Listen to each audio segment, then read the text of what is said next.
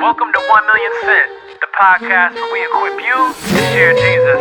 Hey, 1 million cent, 1 million cent. Get untrained and equipped 100%. 1 million cent, 1 million cent. Get untrained and equipped like 100%. We didn't want to be inside of the walls. Right. We wanted to be biblically sound enough for the believer, but culturally relevant for somebody to be intrigued in what we do. It's good, man. Right? Let me tell you a time where he took that a little bit too far. This is the good stuff. This is why you listen all the way through, guys. It's a true story. It's a true story. Gabe was so fanatical. He's like, basically, you ain't my friend if y'all don't go out with me to this club at night. He had printed out scripture in size 8 font. And sliced it always them hurts up. me when you have to say size 8 font. Sliced them up. Now notice how small that is. Put them in Ziploc bags we was like weed bags. Like we was selling weed and crack. Bags. Now we're selling scripture. And now we're out at the club passing out scriptures, praying with people. In Ziploc baggies. It was just scripture in there? They were like, what is this? Like, what are you handing me? And it was scriptures. And it's crazy. People would come to church. Yeah, they would get saved. Dude, I love this. Well, it was actually this one time. Now that you bringing this up, remember Ben had just came back from like some type of recital and he had a tuxedo on. I'm still mad at you for that. Ben was out there with a tuxedo on, passing out scriptures, getting denied. That wasn't being looking relevant. like a cult leader. that wasn't being relevant. No. Yeah. This is awesome, man. But we did it. We did everything that we did, and everything we do is not just for us. It's to advance the kingdom. It's to impact culture. It's to even bring non-believers or practically meet with people in different spaces. Yeah. And for us, we know we want to be the ones. We want to be the ones who change everything for our families. We're first generation in a lot of things. And we want to create a tree of other people who want to be the ones. Yeah. I think one thing about what we've done that we really didn't realize from the beginning was everything we did was always about serving people. Yeah, there you go. Right? Yeah. So like it was never like, ooh, let's create this, let's go make a bunch of money. It was always like, let's go inspire and impact lives. I love that. And like in the middle of that, somewhere we started to make a bunch of money, but it was always about serving people. Yeah. Like even with the logos, it was like, okay, I'm 30 something now. Yeah. I don't want to wear the cheesy remake t-shirt. Right. Yeah. I want to have something where if I'm going to a day party or I'm going to church, I can wear it and still have conversations about Jesus and not be ashamed of who I am and what I stand for. True story. So we get a message on the same day. Yeah. Someone said, hey, check this out. Francis Chan is wearing, it was the Mercy. The Mercy. It's a black Mercy long sleeve. Francis Chan is wearing the Mercy shirt. Oh, that's cool. That's dope. Get a message later that day, someone's at some type of party or event. Sean Mary. Hey, check it out. This guy's wearing the same Mercy shirt. And it's the exact same shirt, but reached someone in two completely different audiences. I love it, man. And that's exactly what we want. Because it's not on us to spark the conversation. Right. Or not on us to have the conversation. Not on us to force feed our beliefs on other people. Yeah. But if we can create something that sparks curiosity for someone else, what if you come along and have that conversation? That's it, man. Yeah. You know how many times we hear like someone who's not even a believer, but they'll wear a worship shirt or they'll wear a product of grace because it resonates. And someone asks them, hey, what does that mean? Yeah. And they don't know. So now they have a conversation about it. We had a photographer. Oh, yeah. That was really dope. So we had our first, when we moved from our living rooms. Yeah. A warehouse in Tim's living room, content studios in my living room. Feel it, bro. Feel it. We got our first flex space. Yeah. Oh, you couldn't tell us nothing. We built a studio in it. Built a studio, psych wall. Oh, you can't say nothing to us, right? Yeah. But what we would do was we wanted to create a safe space for creatives to come in and create and not have to worry about anything. Yeah. So we would rent out our studio, but they would come to the studio and see that, they actually have a brand. So these are people who may not go to church, who may not know anything about You brought some the sketchy business. characters in, brother. It was want sketchy. You to know that. It was sketchy. It was sketchy. And then he would have me some days I got late. the same kind of camera guy, man. He's over here. He would say, hey, man, can you stay today for this photo shoot, I gotta go do something with the kids. I'd be like, yeah. And then they would come in with baby oil and different stuff. Like, listen, hey, brother. Don't put baby oil on it. It wasn't a lot. It was It wasn't a lot. I'm saying it's worse than what it really was. Yeah, it was crazy. Try to put parameters on creativity. And it's like, okay, right. no more baby oil. That's right. We're not going to do that. But you know what's crazy? Like, small things in the way that we served was when someone would book the studio, we would go in and we would get their names and different things like that. And we would put their client's name inside of the makeup room and different stuff or their dressing room. We'd say, enjoy your shoot. We'll ask what their favorite thing is. We'll put candy. So the people who would come in, we served their clients. Their clients were like so elated off of like the experience, but it was us doing it on the back end. I love it, man. Right? And so, but Leveling then up. the photographers and the creatives would see the brands like, well, what is this? We didn't know this exists. So a photographer comes in, he's doing the shoot, and he's going to Miami for a shoot. Yeah. He buys we had a triple black Camo Bill Yahweh hat. And he buys the hat, not because he knows what it means. He buys the hat because it's a clean hat. Yeah. Right? Yeah. Right? Yeah. It's culturally relevant. Yeah. I like that. I'm getting it. Yeah. He goes to Miami doing like a swimsuit shoot. Right? Okay. So, Okay. I don't know. Yeah. It could have been baby all involved. I'm not sure, Tim. Oh my God. But he goes to Miami. He comes back to the studio a couple of weeks later. He says, man, so many people ask me about Yahweh. Like, what does it mean? Let's have a conversation. Yeah.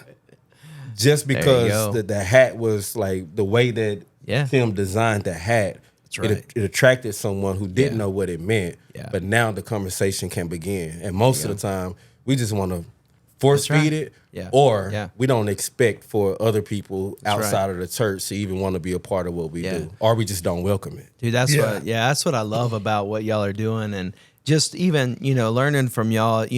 As I travel and preach all over, like one of the things I always say, hey, we want to design stuff that just starts conversations, right? Mm-hmm. So we have one of our designs that just says "No Longer Lost." Yeah. So I'm in Florida in a Walgreens.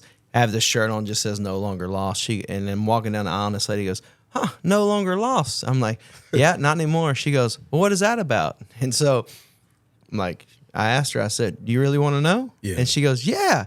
And literally right there, I got to tell her, hey, well, once I was lost, I was hopeless. And at 18, Christ saved me and changed my life. And I've never been the same. Yeah. And I said, well, what has anything like that ever happened to you? She's like, I don't know. So I just got to share with her, a conversation in a Walgreens. And it was just because of a shirt I had on, right? It was just, it's like the Yahweh, the mercy. Like, what is that? What's MRC? What is that all about, And I always tell students this. I'm like, when somebody asks you, you can pique curiosity by just asking them, like, do you really want to know? Yeah. And it's that one little question that it causes them to lean in. They're like, oh, that's a good one. I don't know, man. It is. That's awesome. What's dope about it is, that's it, man. Do you really want to know? Yeah. And they're like, yeah. So, but that's what I love about y'all's designs, the product of grace and mercy and Yahweh and worship, like all of those things. If you're a Christian, you probably know what they mean. Yeah. But if you're not, it's like, okay, what is that about? What does that mean? What is that? Yeah. For it's just like the story that you just shared. For one, you got permission.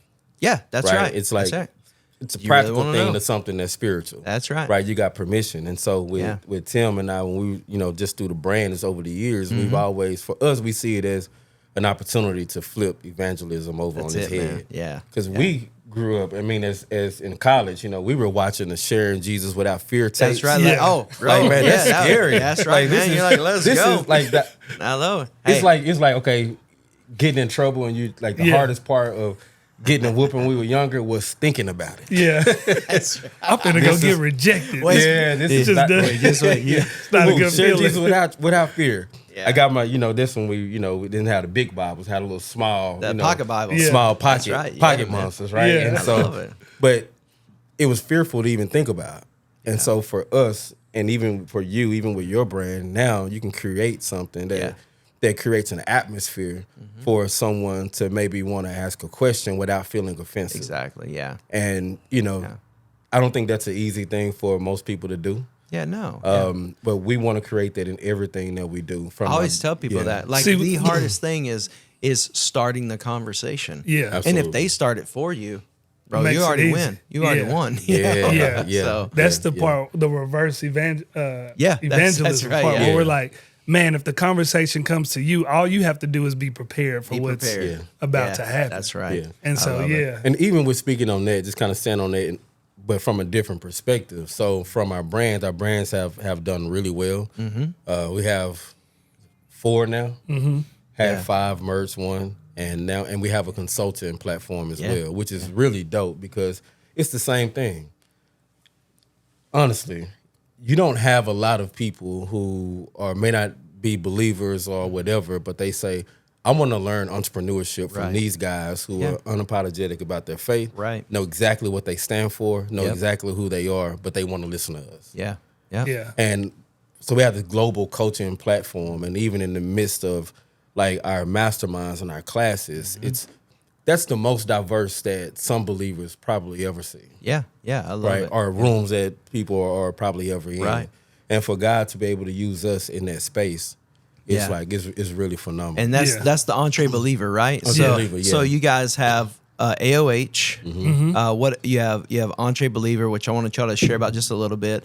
There's a couple other brands you guys have to share those with us. What are those? So AOH, Red Letter Clothing, Eternal Posture, and Lamb Talk. Yeah. One's a polo company. One's like a Christian fitness brand. Mm-hmm. One's it's a streetwear brand, but it's more for millennials. Right. And then AOH is like the everyday stuff, streetwear. Lamb Talk is our polo brand. Who came up with that? Well, come on, polo man. I feel like you rock polos more than probably any of us. This the polo guy. Do you want to say it or you want me to say? I know what you're going to say. You mean you talking about the time where you would run in stores, steal polos, and just grab everything and run out a handful of polos? That guy? This is called knowing your people. Went from stealing polos to owning your own polo company. I knew what he was going to do. Went from stealing polos to owning my own polo company. Amen. Hey, God is good. I love it, man. See, I'm gonna put redeem it, baby. Redeem it. If we had an Oregon and this was, a Kojic church. Every head bowed. I went from stealing polos to selling polos. Amen. In the name of Jesus. Amen. Okay. I love it. It's true. That's right. I can't deny. God's doing it, man. I can't deny the things that he says because it's true. That's right. It's just how he says it. He has a way. So I'm gonna tell you something Gabe does, and then we'll get off this. But like Gabe is an old school classic car guy. Okay. He got a 70 El Camino that's just it's El amazing. Camino. Let's go, I parked baby. it out. I drove it. Yeah, 70. Yeah. But I want to tell you this. Like, that's where we're getting our picture this morning. All right. He's the guy who's like, hey man, I gotta park it right here where I can see it because somebody might steal it. I've never been cognizant of anybody taking anything. I wonder why he thinks somebody would steal something. See, I call it being 2 steps ahead instead of 2 steps behind. Maybe from experience. Maybe I know how this goes because I used to write the story. Man, so every time like we see an old school car, I was like, yeah, he's parked outside. Gabe is like, yeah, man, that's crazy that he would just leave that car like. I steal that sucker so fast. I'm scarred. And I'm working in 60 seconds, bro. I'm scarred and I'm working through trauma that I created. I like it, man. Well, one of the things you guys are doing right now is this Entrebeliever. Yeah. I love this. It's about a year and a half. How long has this been going on now? It's probably been going about 4 years. Yeah. Okay. Well, but it's how long it takes me to catch up with culture, baby. So but it's kind of really growing now. Yeah. And one of the things that I love is that you're passing on what you've learned. Mistake. I always tell guys will ask me, hey man, how to get to speak like you do, whatever. And I'm like, I got plenty of things to tell you not to do, right? I got a whole host, and so I love that y'all are now pouring into this next generation of entrepreneurs, right? Mm-hmm. And Entrepreneur, the name is just intriguing, and man, this is how we kind of linked up with you guys. I'm like, I've got to learn from these guys. They're doing incredible work. So tell us a little bit about that real quick, those that are listening, and what it's about, man, what you guys offer. Yeah, so Entrebeliever was birthed out of people asking us questions like, hey, how did you do this? How'd you start it? How'd you get there? Yeah. And we would just take on people's questions, and it turned from a little ebook into like full on courses, classes, modules, teaching people how to grow and scale businesses with integrity, and how our belief impacts that, right? Yeah. Like it's a twofold, Entrepreneurship and like us as believers. Like even though we attract so many different types of people to what we do, but it's like remember the easy access guy? I was like, this is that crazy. Was a lot. This is wild. The easy access guy was a lot. I don't know. That one went far. We was like, it was a lot. I don't even know. And people who know us, Tim and I, we say what we're thinking. Yes, and we can relate to a lot of people. Yeah, and so when the easy access guy came on the Zoom, everybody was looking to see how we would respond. They're like, "What are they about to do with this? what are they going?" That's right. It's almost like one of your kids' friends say something like, "Oh, what's mom and dad about to say?" It was a lot. He was selling draws. Let me just say, stop. I said, this is the toughest class that I've ever taught. Easy access. It was a Did not show this. No. We got to clip all this out, Zach. Now, everything that we talk about from a practical standpoint is problem solution as a brand owner. He's like, here it that was a hard problem solution to work through. I said, he would show videos, and I would be like, "Hey, bro, how did you get here?" And I told Tim, I said, Tim, there's an easy access guy in the class. He was on my call. We gotta talk to the okay. Just we wait. gotta talk to the sales team. Oh my gosh. You gotta screen certain characters. Y'all killing me right here. I forgot to say, kids, if you're listening, turn it off. I'm sorry. Right now. I'm sorry. So let's go back to Entrebeliever. Okay, Entrepreneur. let's start back where you cut that part out. Yeah. So really, what Entrebeliever is about? But I'm glad I have that. Sorry. Go ahead. You know, the biggest thing for us is most people don't do the things they think about. And that's the taking action, right? there you Yes. go. Procrastination is the enemy of execution.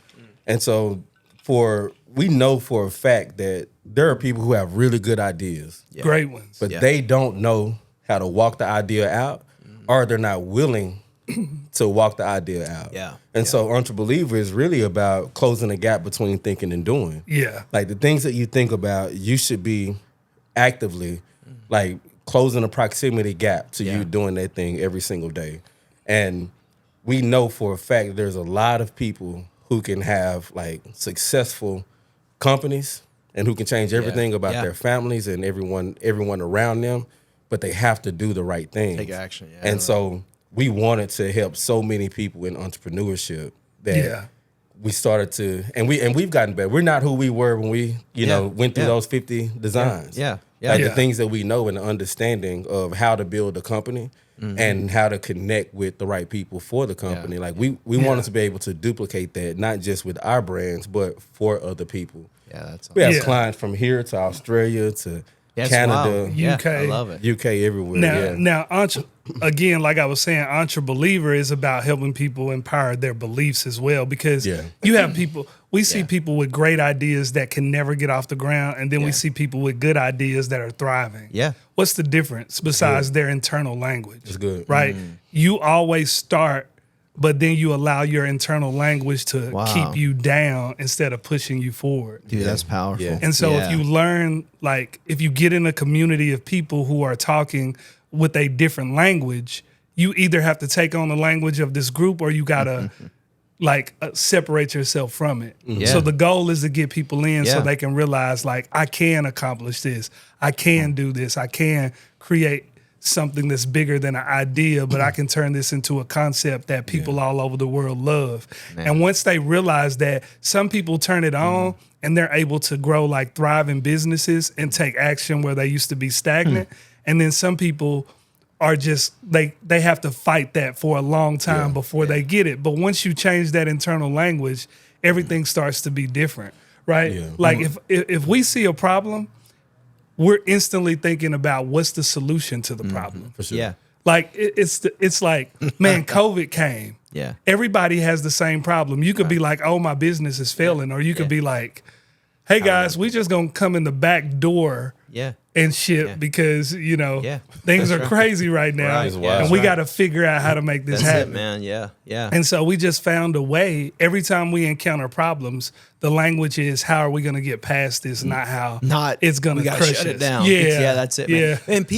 And so when people are in rooms with you guys, or they're in Zoom calls with you guys, they're like, oh, just because there's a problem that mean I have to shut down. Right. Yeah. Which may be what they've heard their whole life. Right. And now they're hearing a different voice from the outside, then it gets inside of them. Yeah. And they're like, okay, I can push through this. You know? So that's good. I love that, man. So most people have the same problem. What are you going to do to solve it? Yeah. Absolutely. Right. So instead of trying to solve it, they're just like shutting down, and the language just keeps going towards shut down instead of fixing it. I think a lot of people look at, because the way Tim and I, like, we're coming up with ideas. We're shooting goals at the shop, shooting baskets while having meetings and different things like that amongst each other. Yeah. We make things look real. I noticed y'all didn't call me out on the court either. I was ready for y'all. Oh, you was ready? I didn't know that. I didn't know that. Tim, we should have got him. I need to bring my back up. Yeah. I'm more of a team basketball player than a one-on-one. All right. So,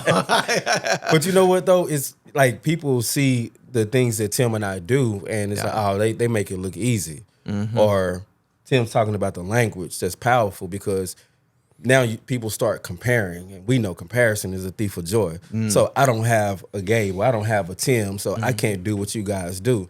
But our shit for Entrebeliever is, no, you're trying to get another person, but you got to employ your thoughts first. You have to change your mindset. If you can't change your mindset, you're never going to be able to see past your nose at all. You're never going to be able to do the right things for the business, because the shift hadn't happened here. Right. And once that happens, it's over. You know how I always say, like, once the mind expands, it can't contract. And when that happens, it's a game changer. Yeah, that's like, good. We have a 16-year-old kid now. This is why y'all got to hear this story. This kid texted me while he was in school, and he's like, "Hey, coach, check this out. I made $8K this month." It's like 16 years old. My man's supposed to be listening to his teacher. He's probably showing his friends at Shopify store, "Look at this. I'm in the Entrepreneur mastermind, and I've done $8K in 30 days." If a 16-year-old, like, for one, his mom to trust who we are and what we do, it's good to put him in our coaching program. If he can take his idea and he can create like this brand that's going outside of his friends, like, you got to think, what can you do? Right. What's in you, man? What's in you? Yeah. Right. I love it. So we have people who are doing their first 1K month all the way to 100K plus months, back to back to back to back. Growth happens in increments.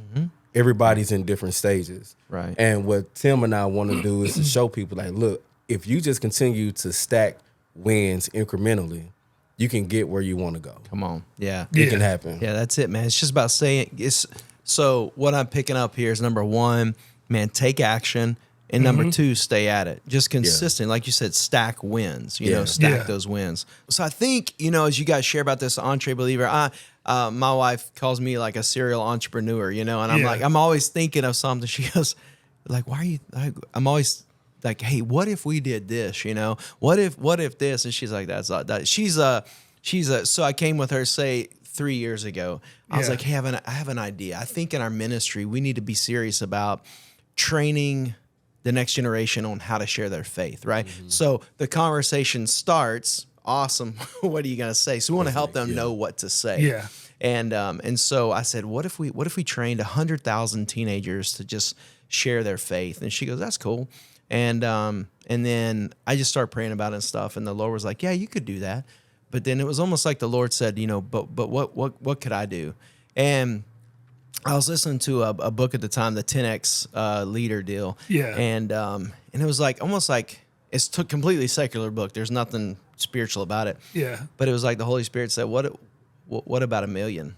Yeah. And I was like, oh man, I was like, that one scared me. And I think sometimes when you're like, oh, that's probably the Lord, right? Because you got to walk by faith. I love the name 1 million cent, by the way. That's pretty dope. Thanks, man. Yeah. So that's where whole 1 million cent came from. We want to train 1 million teens by 2030 on how to share the gospel. Nice. And the crazy thing is, we've already passed the 100,000 mark.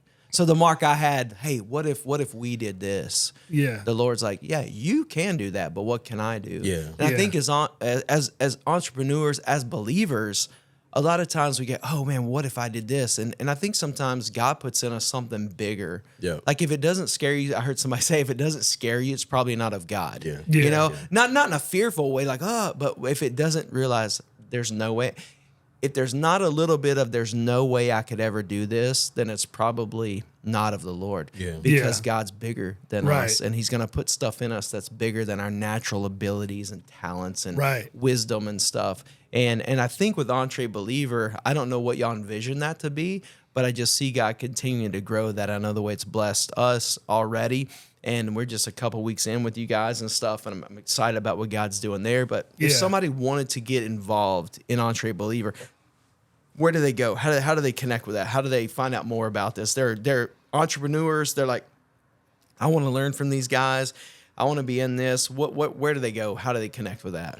So you have a couple of different ways. We have Instagram, which is Entrebeliever. Yep. Then we have Entrebeliever.com. Cool. So where you can see the things that we do Yeah. and hear our stories and different things like Cool. that. And they So, just connect with y'all. yeah, through you can there. connect with us there and actively get involved and speak with our Yeah. team and Yeah. get See what it behind the looks like. curtain. Yeah. with us. So are there different levels people can come in on, or is it kind of all one thing? What does that look like? Yeah. So like that's one of the things we've been working on for the past couple of weeks. Like we have levels where it's more like, hey, if you're serious, you need to be in this mastermind that we have. Gotcha. Yeah. And now we're about to start like a smaller model where like beginning, like you just want to start a Shopify store and a Wix store. Let's jump in and dabble in. But then you want to come in and dabble, but we're going to show you how to make it into a real missional brand that people can like, That's awesome. get life from. Yeah, and I want to hear people say, like, it's not just clothing, right? There are clothing people that are in here too, but there's Right. all kind of different brands. And so maybe your deal is candles. I'm just throwing that out there. I don't know. But maybe your deal's, pottery. I have no idea. But if you're an entrepreneur, you're trying to figure out how to take it to that next level. Right. These guys have incredible wisdom. And not just wisdom, but also systems that they'll help you put in place and think through. And I think this is one of the keys, and it sounds so basic. It's like, hey, just level up a little bit. Just level up a little bit. I think that's what you're really good at challenging people to do. Level up, and they'll tell you, you'll hear it, take action. Take action. And take the right action. Take the right, correct. Yeah, take the right action. Correct, for sure. And that's the wisdom that comes from you guys who have, hey, we've learned. You probably don't want to go there, right? And you're right. go this way. And that one little drop of wisdom is going to save you years, maybe weeks, months, and thousands of dollars if you just go this way and not that way. Indeed. It's about 5 core things we focus on, and it's all around the basics. Yeah. And so, like, we tell people all the time, if you just really get really good at the basics, like, everything else naturally grows. There you go. Like, my kids want to shoot threes, but it's like, no, we're going to spend 45 minutes doing layups. That's right. Absolutely. Now we're gonna go from regular layups to me contesting That's the right. layups to now me pushing you while That's you right. shoot the layups That's to you just mastering being able to make a layup. You can get 10 points a game from layups. Yeah. If you quit, stepping That's back, right. trying to shoot. Steph Curry changed the game. That's Yeah. right. Yeah, he did. So- he did. Yeah. No So doubt. like getting people to go deeper, Yeah. right? We always say that you can tell how tall a building is going to be built by how deep they dig the foundation. Come on. Yeah. And so if you dig the foundation really deep and focus on the basics, you can build a tall building, but let's just focus on the things before that. Yeah. So you want abs tomorrow, but this is a process. Okay. But you eating donuts There you today. You know what it is, Tim? Yeah. People, they don't want to do the small things. Right. Or they don't appreciate the small things and see them as effective, but Yeah. 10 dimes make a dollar. Okay. There you go. Come on, 10 dimes. You know what I said? Make a dollar. This is said the that worst no matter how analogy- you this is count the it, worst man. It don't matter. analogy ever. He hates when I say this. That's why I had to say it. And it's so true. He says it all the time in different ways. Go ahead. But I'm going to say it. And I hope it hurts. I hope it hurts. 10 dimes make a dollar. Yes, it does. Yes. 20 nickels. Come on. 4 quarters. Come on. 100 pennies. 2 50-cent pieces. If you master doing the small things, Yeah. you're eventually going to get there anyway. Yeah. And that's how we've gotten to where we are. That's it. But Yeah. you don't like Let that analogy. me tell you about this analogy. I watched on TikTok yesterday, and I was like, I can't get this time back ever. I watched a couple take pennies and lay them out over the floor in this room, and then they put like this plaster, this clear coat over the pennies, and I was like, "This is the worst looking floor ever." And why did you damage money? Like, this makes no sense. That's what that analogy does. Did it damage you forever? It's damaged forever. He's haunted by that analogy. Yeah. I think you should just probably stick with the 10 dimes, make a dollar. That one rolls. That one rolls. I keep going. Yeah, you do. I keep pushing. I agree with both of y'all on this one. It's a great analogy, but it's over analogy. But you know what's wild? It's like that's really what we try to help people understand. Like Tim was saying, focus on doing basic things. Right. And learn to master doing basic things. Most people want to memorize, and I'm going to go to YouTube and I'm going to try this thing, and I just want to how to. No, you need to understand why. When you understand why things work, now you can duplicate the success. I think about, when you just said that, I think about a couple decades ago, their Saddleback Church out of California, and Rick Warren and those guys came up with Saddleback Sam, and then he wrote the Purpose-Driven Church, Purpose-Driven Life, then Purpose-Driven Church. And not everybody, but people started trying to say, hey, well, we're just going to do what they did in California. And I'm going to do that in, East Texas. Bro, it ain't going to work. It's a different culture. So take the principles. Know the culture. That's it. And apply that. That's it. Right? Yeah. So you can't just take, because Saddleback Sam doesn't live in East Texas. Right. Right? Right. But they're principles that translate across culture. Right. And that's what I love about the framework y'all teach. These are principles, right? There was someone on an ad the other day, and the guy saw one of our ads, and he said, I don't even know, I've never even heard of those brands before. This can't be true. And we were talking about some of our clients, and I love the comment, because that's the mindset that most people default to, that everyone has to know you. Right. But you can literally have a multi-million-dollar business and nobody in the corner of your living room, and nobody knows who you are. Nobody knows. Like, we're just amazed even when we just go out and walk and people see our brand. There's a lot of people who have no idea who we are. Yeah. But we've done really well, with our brand, and helped a lot of people. And I imagine less than 20% of people that are in any church, well, not all of them. It's a few that people just love it. Yeah. But like, you can go to any church and less than 20% of people know who we are. We've done over $20 million in sales. Yeah. And it's like, you would never know that. You would never see it. There's so much impact to be made. I tell people all the time, like, Nike is a $54 billion a year company. So, like, for you to do $1 million or $10 million a year, like, you can do that and have impact in a space that I can't do it. Exactly right. So it's like, the reason why we share everything is because the impact you can make, it's people you're going to reach that I'm not going to be able to reach. Absolutely. But if I can help you do it, that's impact that's been added to what we're doing. You've been part of reaching them. Right. Yeah, that's right. And you just have to be okay with that. Like, we know we're a Christian brand. Yeah. Right? And we think about it. We have our different companies that we have. Everybody's not going to want to wear a polo. Correct. But those who love, like, the casual approach to how they dress or meetings or different things like that, you're going to wear a polo. That's right. Yeah. Every Christian is not into fitness. Yeah. But the ones who are may want to wear leggings or shirts and workout, right? And so the same, every Christian doesn't like streetwear either. That's right. Yeah. So if we can do that 4 different times in the same audience, like, you just have to be able to solve problems for the right people. That's good. Yeah. We want to solve problems for everybody. Most people think I have an exposure issue.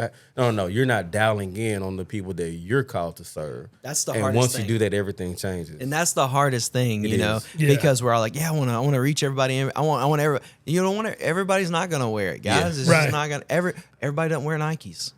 Everybody does. Some people despise them. They're like, I wouldn't. So you got to understand, and they know that. They're okay with that as well. Yeah. And I think, but dialing in on who is your avatar, right? Your person, the people you're going after. Right. That's the real work. That's the work that it takes. And once you get that, man, then everything can kind of flow from that.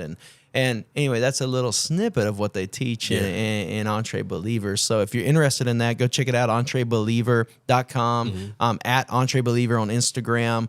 Art of Homage is it at Art of Homage on Instagram? AOH, you can type in AOH, it's going to pull up. Right. It's artofhomage.com too. Artofhomage.com or Homage or homage or whatever you want to call it, right? So, but man, I'm just thankful, man. God has brought y'all into our life for this time and this season, and the impact y'all have had on the kingdom and are having.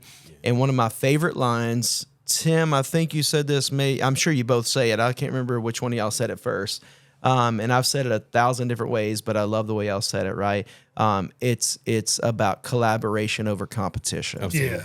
And that's kingdom, man. Yeah. That's kingdom right there. And so I just appreciate your collaboration in what you're doing and everything, and taking time to be with us today. Thank you so much. I don't know I've laughed as much as I have in our time together as this. So Tim, hey Gabe, thank you so much for being here today. And listen, I'm telling you, no matter whether you're printing shirts, no matter whether you're in a coffee shop, no matter whether you're in a cubicle right now, or you're watching this riding down the road, I don't care where you are. If you know Jesus, don't forget this. Today is a great day to tell somebody about Jesus. 1 million cent, 1 million cent.